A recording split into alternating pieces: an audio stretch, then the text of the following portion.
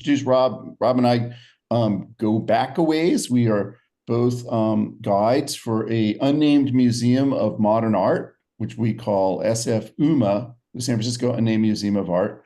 Won't mention who exactly which museum, but it's very close to the Montgomery BART station. And Rob, also you have a long history with photography, a long love of photography. You had your own photography gallery, and you've been on the show many times talking about great photography. So Rob, we're so happy to have you back. What do you got for us this time? Well, thanks so much. I always love sharing my passion. And today we're going to talk about Edward Weston. And let me just get my slides going here. Are we good? Do you see the slides? Don't see them yet. You don't see them yet. Oh, I know Yeah. why. I got to go back here and do share screen. There we go. And that one. Okay. And that one. How about now? Now we see them. Excellent. Sure. Okay. Perfect. Really interesting image too, Rob. Okay. Well, yes, we're going to talk about it later on. So, Edward Weston is considered by many to be the greatest American photographer of the 20th century.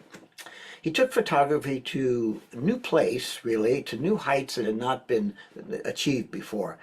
He's been called the harbinger of American modernism, American photographic modernism. But the question is why?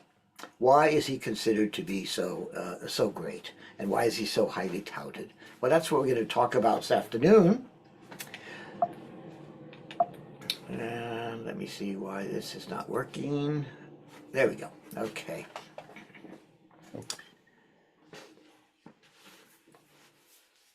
So over the course of his 40-year career, Weston photographed an increasingly expansive set of subjects. Everything from landscapes to still lifes, nudes, to portraits, genre scenes, and even whimsical parodies, as you see here in the upper part of the screen. And here is Edward with his large format view camera that he preferred to use, and the big bellows camera. This was preferred by many fine art photographers because it used a very large negative. You can see it here in his hand, 8 by 10 inch negative, or sometimes larger. And they preferred that because they could make a contact print where the print was the same size as the negative, and it gave them the ultimate quality. There was no enlargement necessary or involved, and we'll see more about that a little bit later on. Now, before we go further, I must confess that for many years I did not get Edward Weston. Everybody raved about him. Everybody talked about how great his work was. I just didn't see it. To me, his work looked just like very similar to work that I'd seen by many other photographers.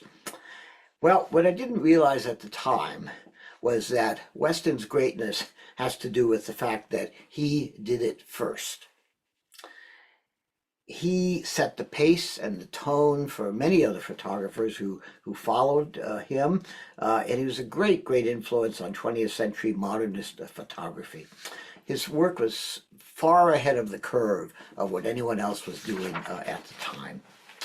Now this is what brought about my appreciation for Edward Weston, the daybooks. These were diaries that he kept where he described his creative life, his processes, his breakthroughs, etc.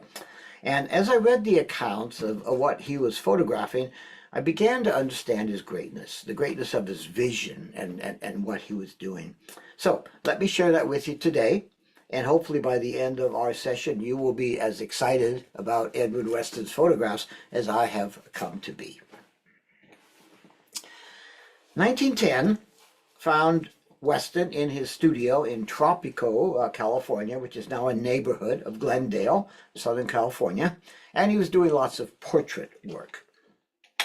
Sometime in the fall of 1913, a Los Angeles photographer named Marguerite Mather visited Weston's studio wanted to meet him because of his growing reputation. Now, Mather was already part of the emerging bohemian cultural scene in Los Angeles at the time. And well, within a few months, the two of them developed an intense relationship, which was both professional and personal. Weston was a great womanizer, I'm told, and so they became a couple of sorts. And Weston referred to her as the first important person in my life. And indeed, Mather was probably the greatest influence on the development of Weston's earlier career. Now, here are two wonderful self-portraits of the two of them, which were done by Edward. And already you can see a different way of seeing. I mean, I've never seen portraits that look like this, self-portraits that look like this, especially this one on the right. But both of them, I think, are just so different in terms of how they're seen. Yeah, and especially for their time, I think, right? Like Yes, that's right. I mean, you could think of maybe someone like a Lee Friedlander doing something, Yeah. something along these lines, but that's many, many, many years later. Yeah, at this time, portraits were very formal, usually in the studio and looking right at the camera and so on. So these are quite different, kind of interpretive, if you will. Well, here's an example of the work that Edward was doing at the time. I love this picture, Prelude to a Sad Spring. It's decidedly pictorialist. And we've talked about pictorial photography in other sessions. Pictorialism was the first fine art photography movement. The first fine art works in photography were in the pictorialist style. It's a soft focus. It's has this sort of emotive style, if you will. Excuse me a second to clear my throat here.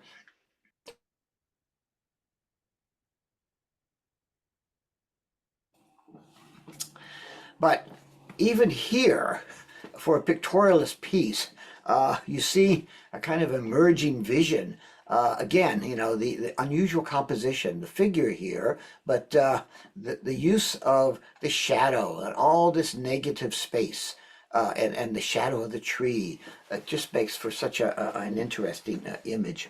Now, I use this term negative space. Some of you may not be familiar with that. It's an art term or a term that's used in talking about composition. Positive space in an image is where there is something to be seen, or a figure or whatever. Negative space is the area where there is nothing to be seen. Well, technically, of course, this is not negative space because there's a shadow, but that is what the term means. It's kind of a juxtaposition. Yes, exactly. It's the negative space to use to define what's in the image. Here's another early piece, 1919, and again, you see while it's pictorial, a soft focus, and so on. The figures are here, but again, look at all the negative space and how he uses it with the reflection on I guess actually not it's the light coming through the window, I guess, on the wall, and then the reflection on the glass. Again, a rather unusual way of seeing things for this early work. In 1920, I'm sorry, I want to go back here for a second. Before we get to this one, I'll go back for a second. Lost my place here, I'm sorry. I wanted to tell you that in preparation for this talk, I had a conversation with Paul Hertzman. Now, Paul's an old friend and a colleague of mine, a veteran dealer in fine art photography, and quite an expert on Edward Weston. And in our conversation, Paul pointed out that even in his early pictorial photography, such as what we're looking at here, Weston had quite a different way of seeing, and I think that we've been able to see that.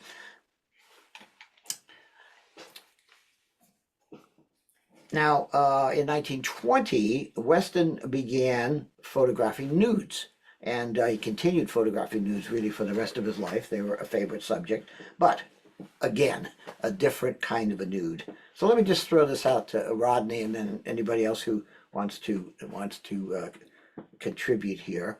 Can you see why this would be a different way of photographing the nude? Well, yeah, it's like a total it's another juxtaposition, right? We've got the shadow and the on the body, and you can tell it's a body, but it's just not the way we normally see a nude.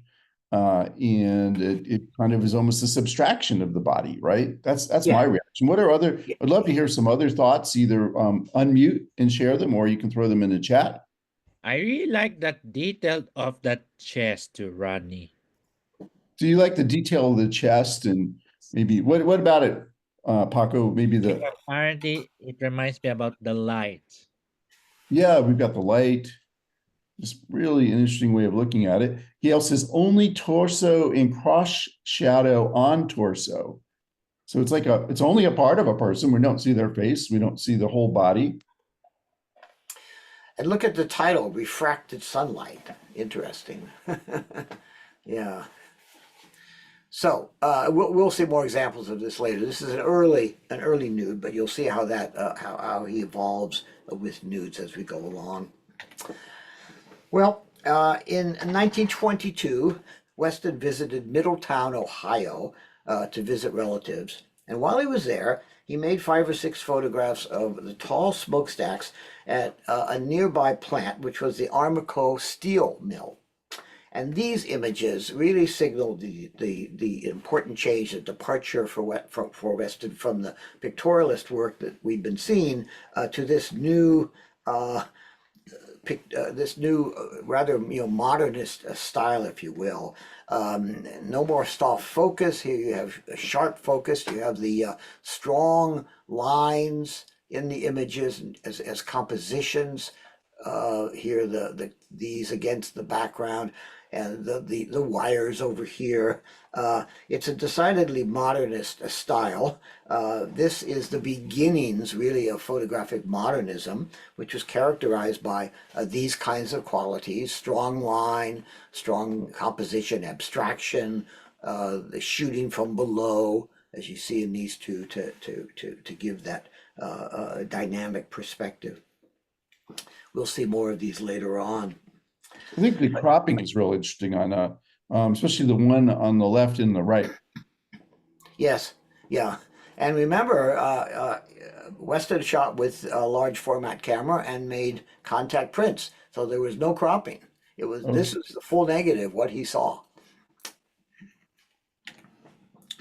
In 1920, Weston met this woman, Tina Modotti, and here we see her again in a rather unusual style of portrait. And Modotti became his model and his muse, and later a fine art photographer in her own right. But his relationship with Modotti led to the next important period of Weston's creative life, and that was his move to Mexico City. He moved there in 1923 with Tina Modotti and his eldest son, Chandler.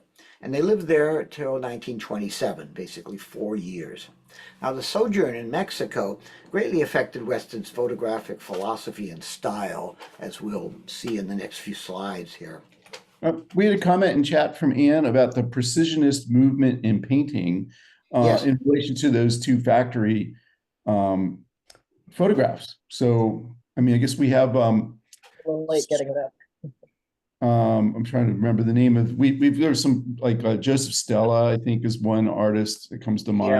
Yeah, there was one who was also a painter and a photographer, and I can't think of his name either, but where he made paintings that looked essentially like this, just like a photograph. So yes, exactly. Yeah, the ties to precisionism are definitely there. And it was probably the first time that photography influenced painting as opposed to the other way around, Yep. Anyway, back to Mexico. Here is a piece from that period, and you can see that he's continuing his departure from the soft pictorialist style to a clean, bold image. Again, very unusual, very strong lines, unusual angle, lots of negative space defining the object. Uh, all qualities of what was to be known as a movement of photographic modernism. And interestingly, Weston, along with other photographers, began to think that we have a technology, a medium, photography, that is capable of sharp focus and interesting angles and so on. So why are we purposely blurring it in the pictorialist images? Didn't seem to make much sense. So that was a natural transition to be had. Another example, and Paul Hertzman points out that Weston was very much aware of the European modernist photographers who were beginning to emerge, figures such as Moholy-Nagy, and his work was greatly influenced by that, what he saw in their photographs. And this was not completely unique among American photographers, but still rare at the time.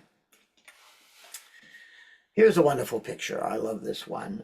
It's an example of how a different culture and scenery in Mexico encouraged Weston to look at things in new ways. And he became much more responsive to this idea of seeing what was in front of him and capturing that.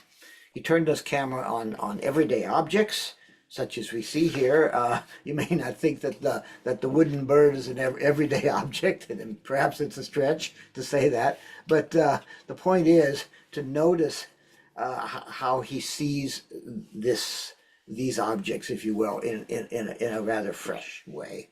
So it's a wooden bird. I Yeah. first thought it was a real bird, and I was like, "Wow, that's a nice moment, right?" Yeah, really. Yeah, I think you can see it's wooden. If you look at the legs, you can kind of see the reflection on the paint there. Paco has a comment. He says this basket is made of native abaca fiber weaving. Ah, yes. Yeah, yeah. Know that? Thanks, Yeah, Paco. thank you. Yeah, and beautiful, really. Beautiful piece. And hilarious, Paco says. Yeah, I think there was Yeah, humor. yeah. Yes, it is. It's funny, kind of funny, right? The juxtaposition. Well, here we're coming back to some more nudes. And in Mexico, Weston began to focus on precisely rendered physical form. He was very interested in that. And it ranged from nudes to desert landscapes and even gnarled tree roots. And he became interested in this idea of form versus subject. And such as you see here, and again, look at the unusual composition. What an unusual way to see a nude with these shadows, the triangle, the rectangle of the mat, and the way she's placed against it. Very, very beautiful, very unusual composition, very unusual way of seeing. Another example, another nude from 1925.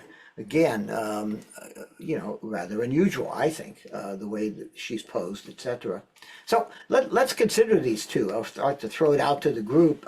Do you think that these two photographs are more about form than subject? Why or why not? Yeah, I get really just caught up in the the light on the body, particularly but actually in both images, and you really almost lose sense of what the object of that it is a human form, right? So it's just like a really interesting way of understanding what one can do in these shapes. That's my reaction. Other thoughts out there? Well, I was saying, especially on the one on the right, it's starting to look like the bell peppers.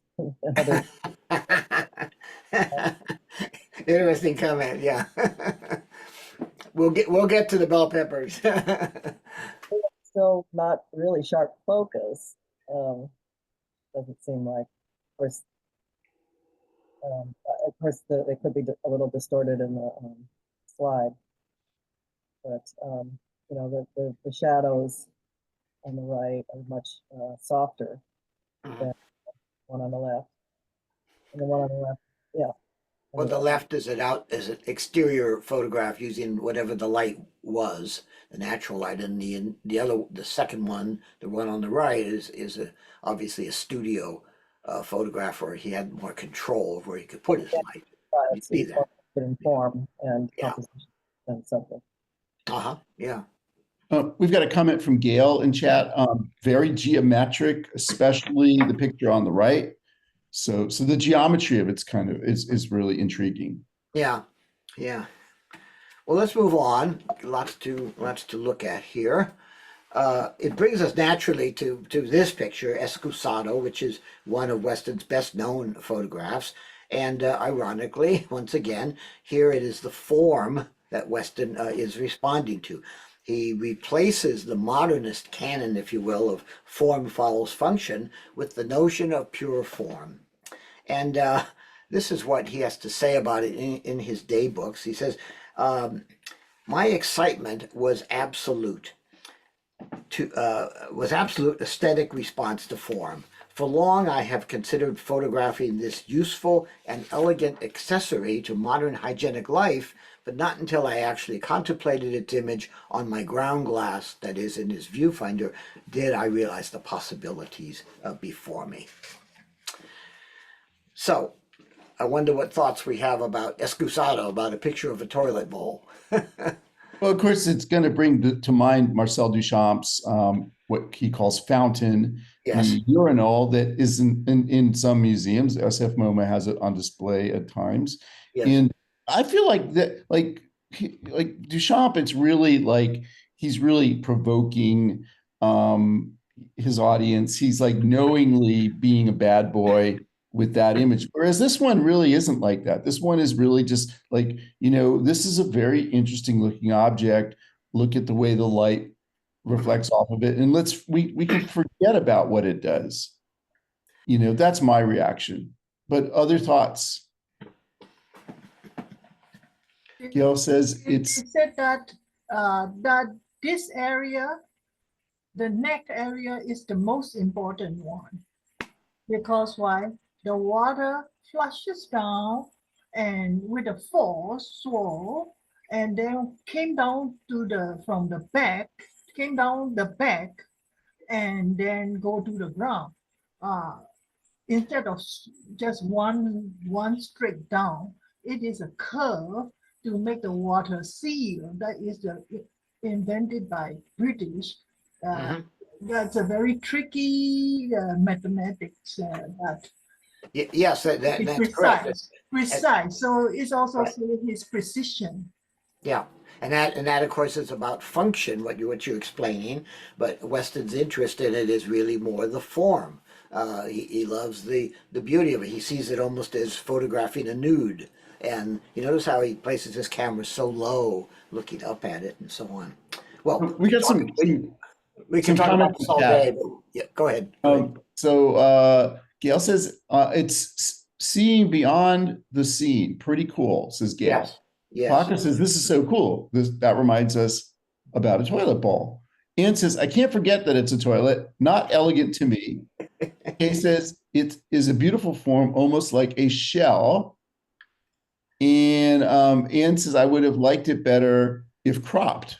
So these are all really interesting reactions, and they're not, we all see things the same way. I like the fact that we have disparate reactions.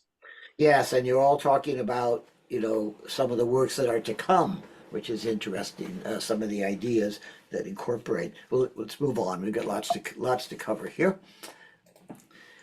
By the time Weston left Mexico at the end of 1926, his style was emphatically modern. It had been inspired and informed by such movements as Cubism, modernism, and even the Mexican social realism movement.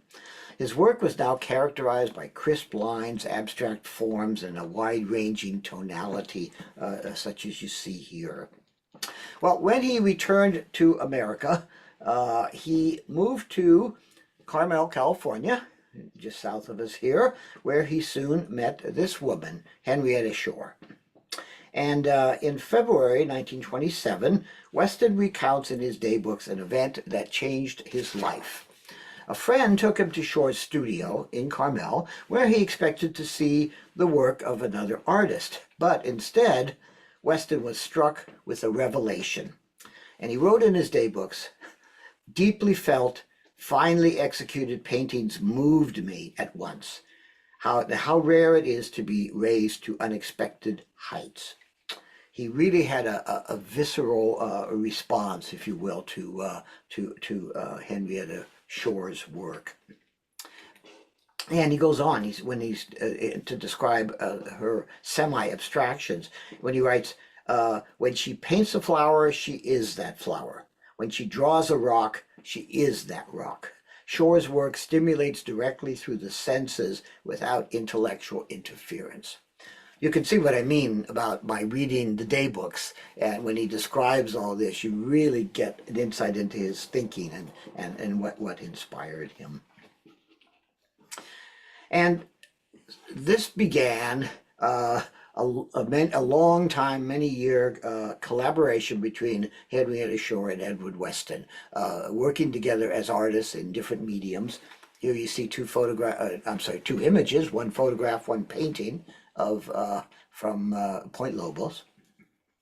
And another example, Henrietta's tree and Weston's tree. You can see the collaborative visualizing, if you will, thinking, if you will. Now, in Henrietta's studio, Weston noticed several paintings that she had made of seashells. One of those showed a stark, solitary Nautilus against a dark field. Here's the piece.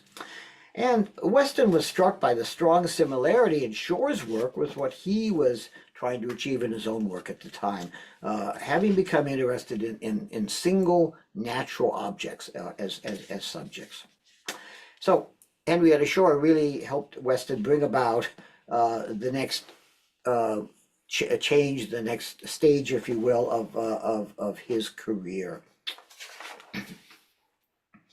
Well, within a month after seeing the Nautilus in Shore's studio, Weston began photographing several different chambered Nautiluses, and this really did mark a departure, a period of change for him, where he got very interested in individual, provocative, natural objects, such as the shells. And they were to become a theme of future work. And over the next several months, he made no fewer than 14 negatives of shells. So he really got inspired with this. Finally, arriving at his masterpiece, his most famous Nautilus image. Now, we've all seen this, but it's always worthy of seeing it again. Just such a beautiful photograph. Now, Weston biographer Ben Maddow has said that what is so remarkable about the shell photograph is in the particular light, almost an inward luminescence, that Weston saw implicit in them before he put them before the lens, glowing with an interior life. One is seeing more than form. I love that. One is seeing more than form in this. It almost becomes three-dimensional. It almost, Yes. I don't know, it almost becomes like one of those Kapoor sculptures or something, like I just love that that cavity in the shell and how it kind of draws you in. Yeah, well, the lighting is beautiful. And some of that has to do with the view, the long exposure on the view camera that he would use.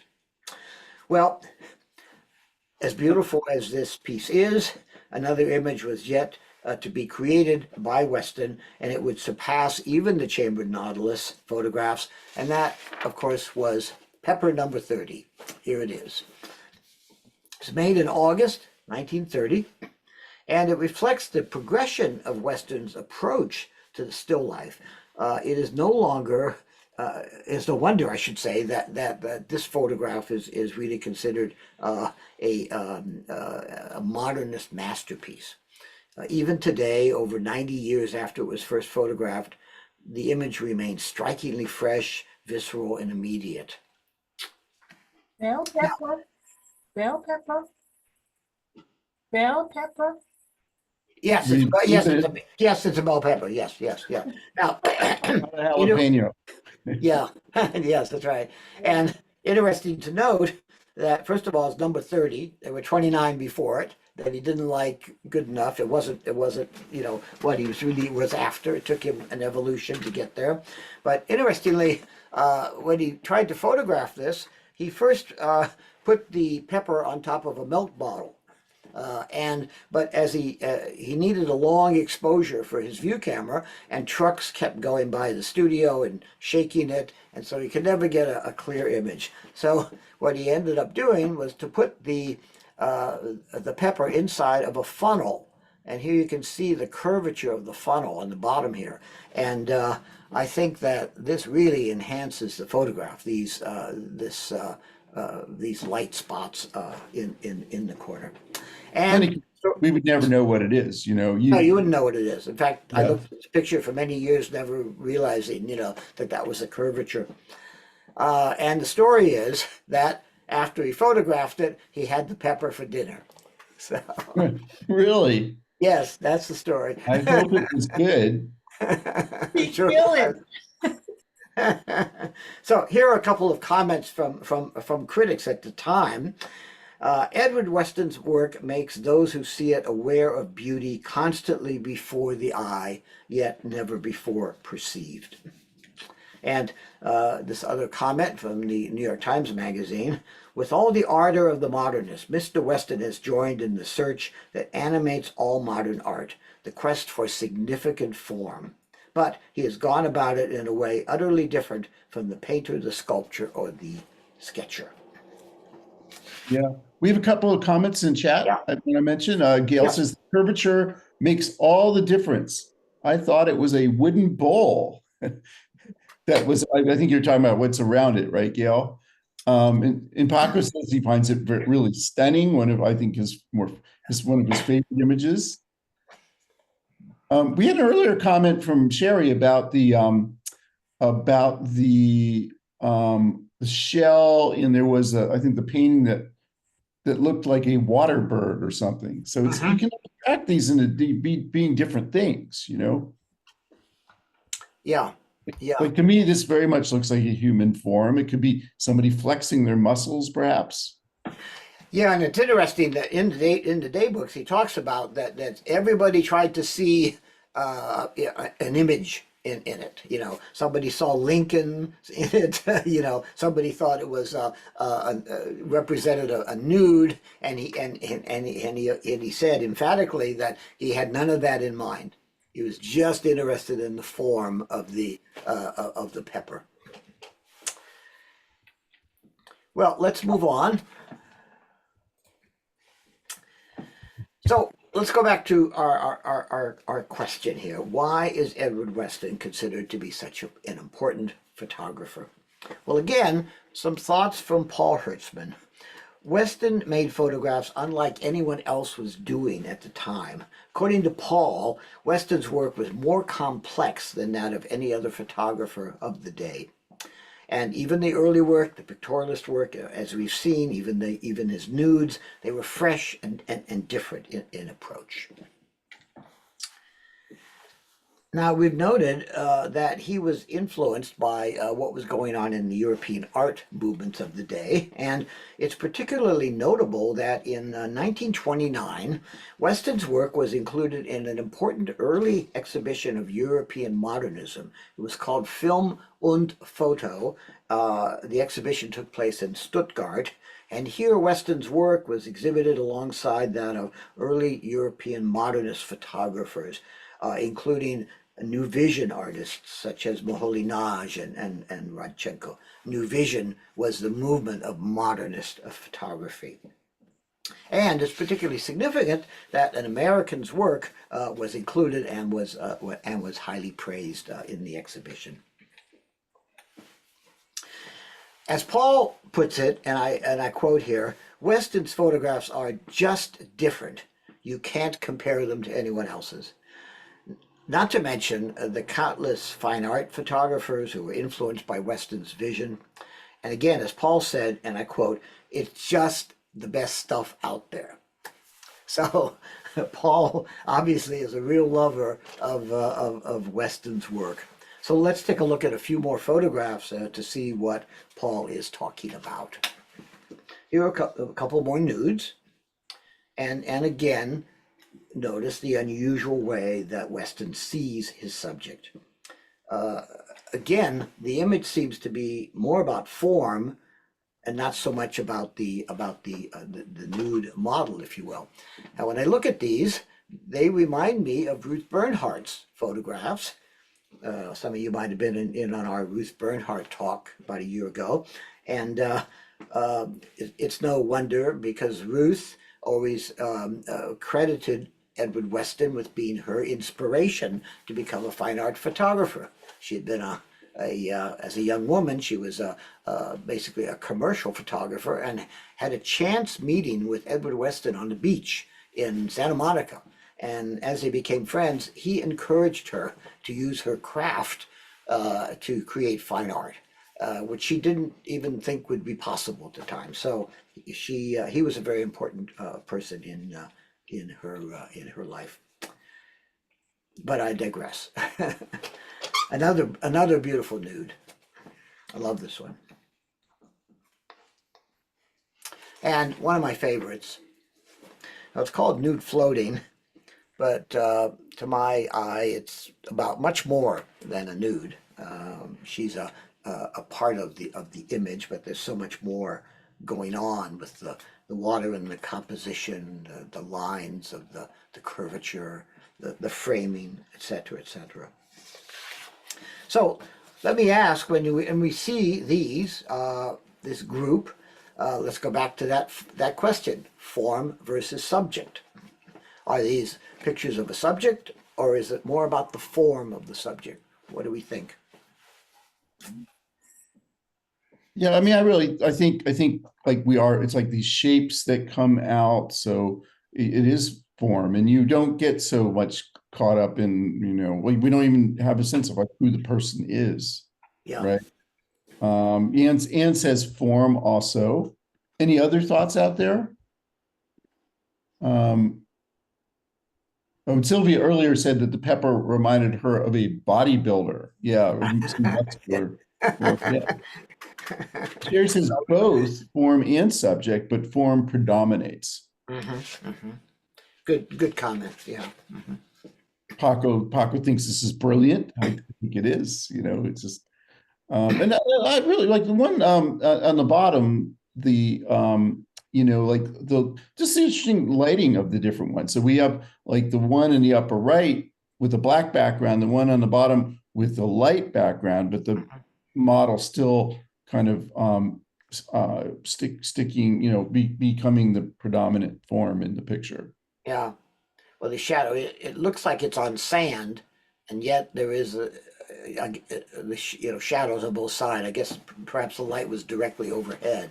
I believe it was photographed on sand. But anyway, yeah, some good comments there.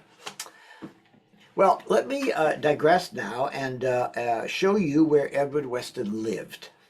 This is a photograph that he made in 1942 of his home in what was called Wildcat Hill. And you can see it's a very modest little cabin, almost, if you will. Here's a picture of the inside, and Weston's grandson, who's named Kim Weston, who's also a photographer, he and his wife still live at Wildcat Hill, and they have attempted to keep the cabin, the house, as much as possible as it was when Edward lived there. So here is a photograph that Edward took of his work table with the bookshelves behind, and here's what it looks like today. Same table, and of course the same bookshelves.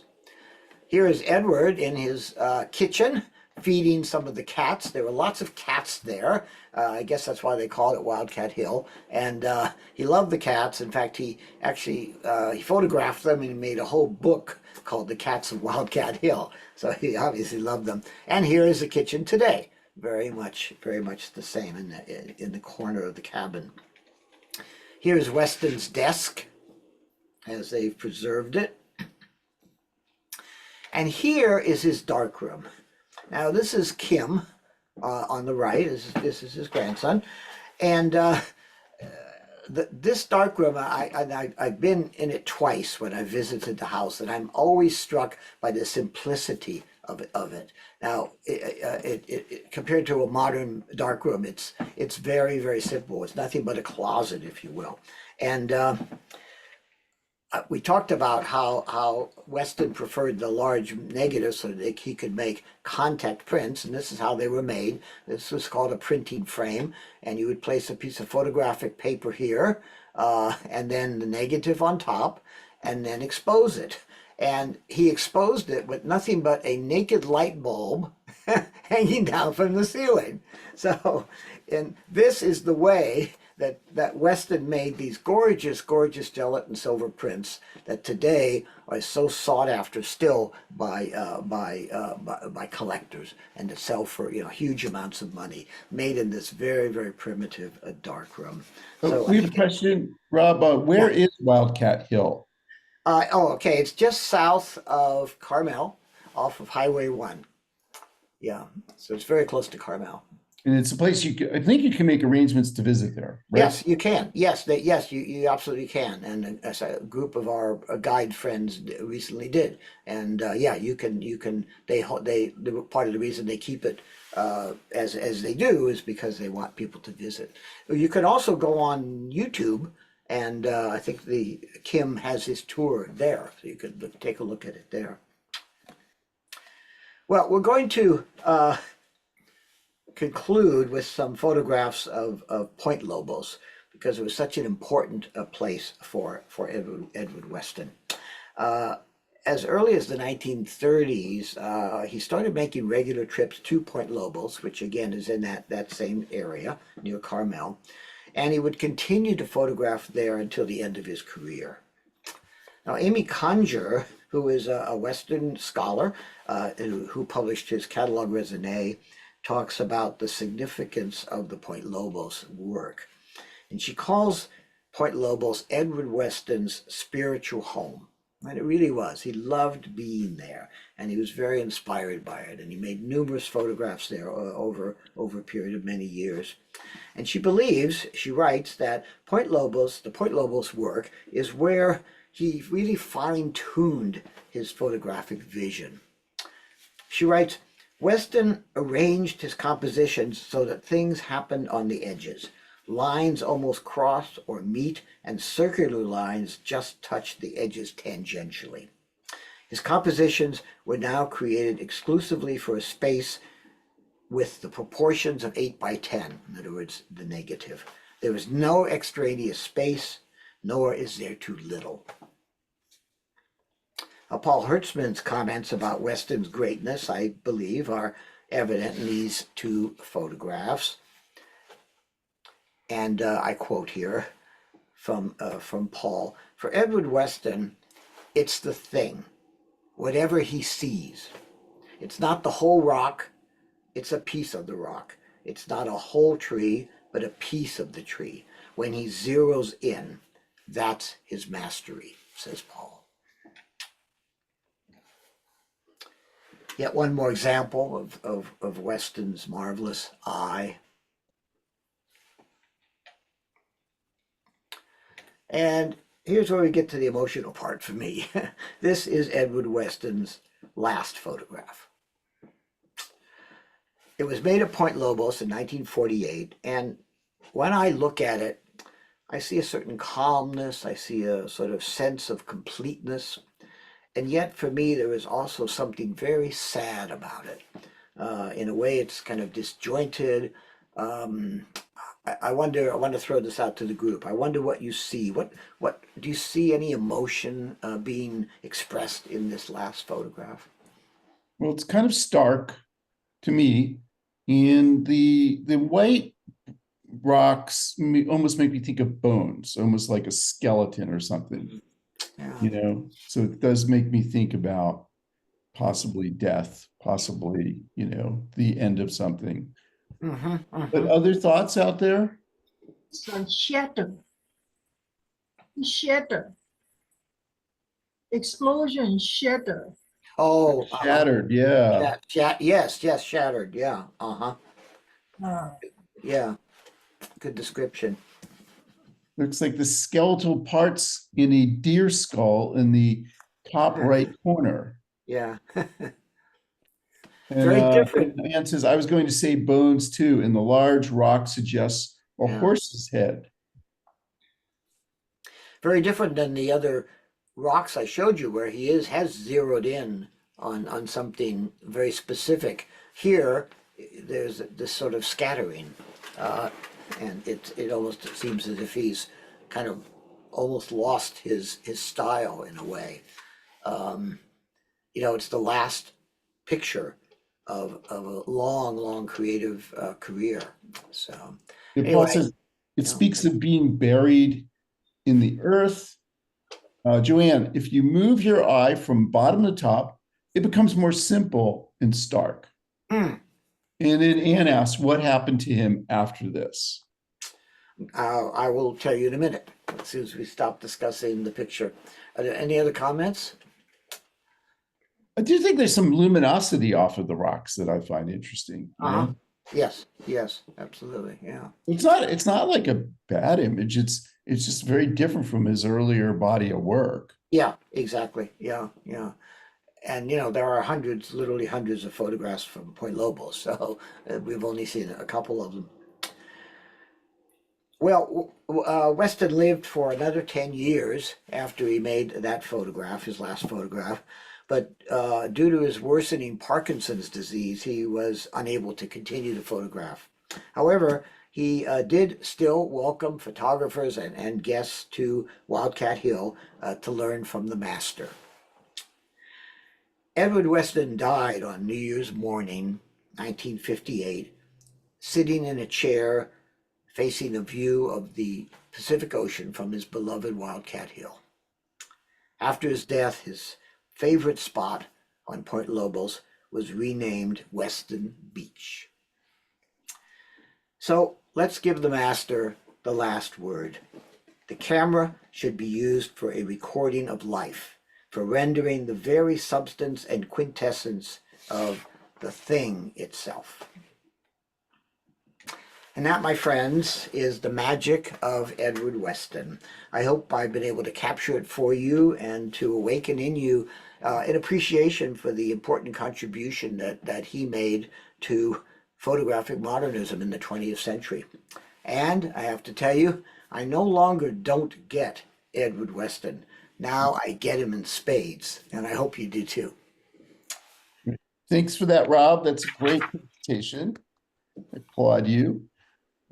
Question. So he ended his life in California, spent a lot of his life in California. Yes. Yes. Where was he born?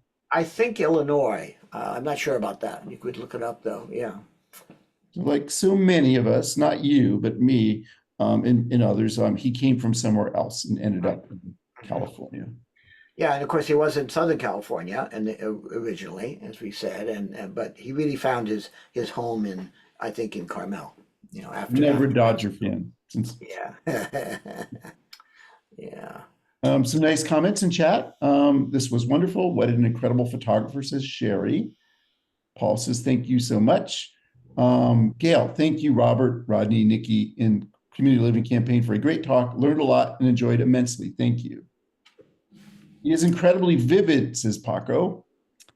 And Anne says, I've loved his work for years. I'm working on a biography of Albert Bender in Anne Bremer. Bender was an important patron for Weston and Adams for many others. Yes. Wow, that's exciting, yeah.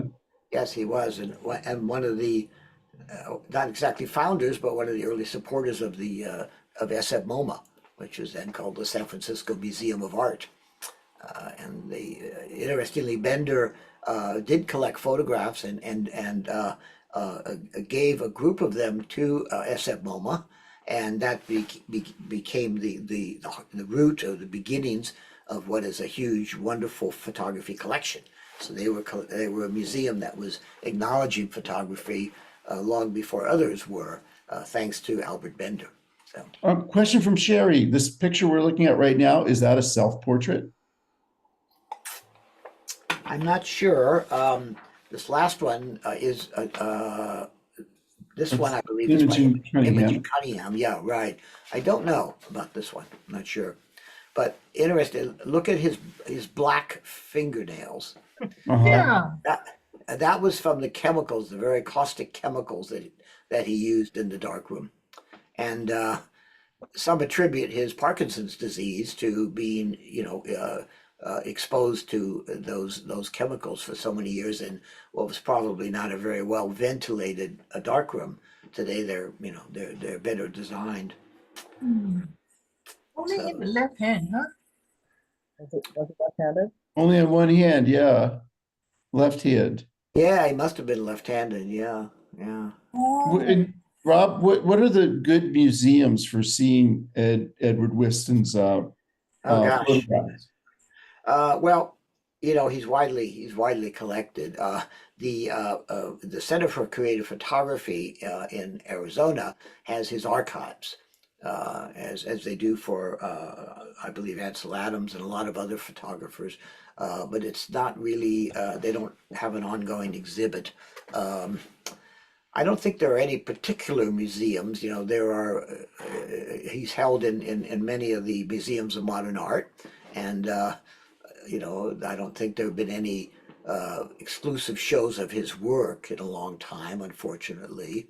Uh, the local dealer who handles him, well, Paul Hertzman, but he's a private dealer, doesn't have a gallery with displays. But Scott Nichols' gallery up in Napa. No, I'm sorry. He's in Sonoma. He's in Sonoma, right on the square. Is a gallery, an open gallery that does have Edward Weston and vintage ones that you can see. So And Ann's pointing out there are various books of his work. many, yeah, Many of the local libraries have access to that kind of thing. yeah. And I recommend the day book if you have interest. The day books, if you have interest in him, they're widely available in different editions, and just fascinating reading about his thinking and how he evolved, and his breakthroughs. Really interesting, creative process. Well, thank you, Rob. This has been a great presentation. I know everybody enjoyed it a lot, and I certainly did. I always learn a lot. We're always thrilled to have you on Art Viewing Adventures. Hope to have you back because it's always fun to get your view on photography.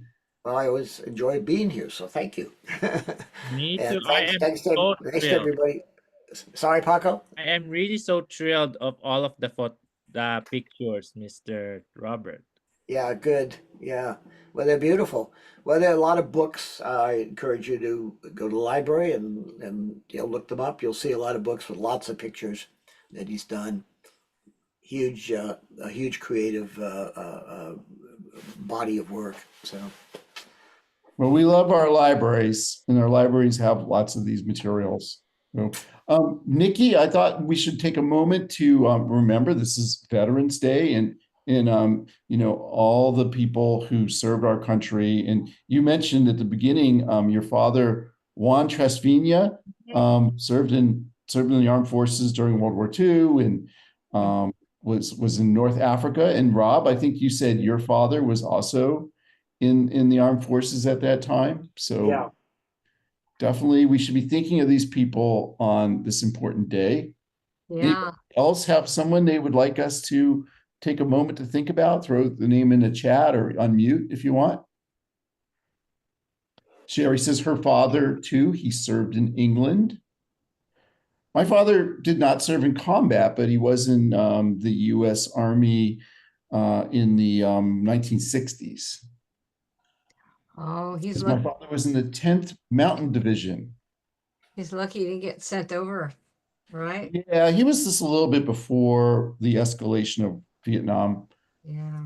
He kind of was lucky to be in between conflicts, and we kind of, it's always great when people can serve their country and not have to be in a military conflict.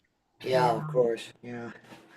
There was a wonderful program that I watched yesterday on KQED Plus, and if you have the PBS app, you can see it there. I can't remember the name of it, but it was the Boston Pops orchestra, and a scholar who has studied and the World War II, and so put it together, and it's all about D-Day and the soldiers who were there and what they did and the whole account. And this scholar collects flags, and in the show they show some of the flags that were carried by each of the landing